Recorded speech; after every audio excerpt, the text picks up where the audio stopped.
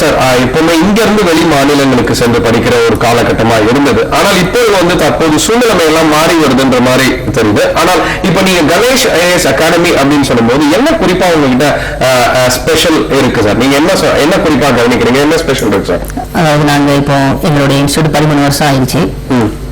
இந்த டெல்லிக்கு போய் படிக்கணும் அப்படிங்கிற நிலைமையை நாங்க மாத்தி இருக்கிறோம்.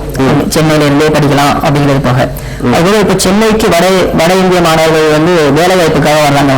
அது போல ப்ரிப்பரேஷன்ஸ்க்காகவும் இப்ப சென்னை வர ஆரம்பிச்சிட்டாங்க. கணேஷ் ஐஏஎஸ் அகாடமி நிறைய நார்த் இந்தியன் ஸ்டூடெண்ட்ஸ் படிச்சுட்டு இருக்காங்க.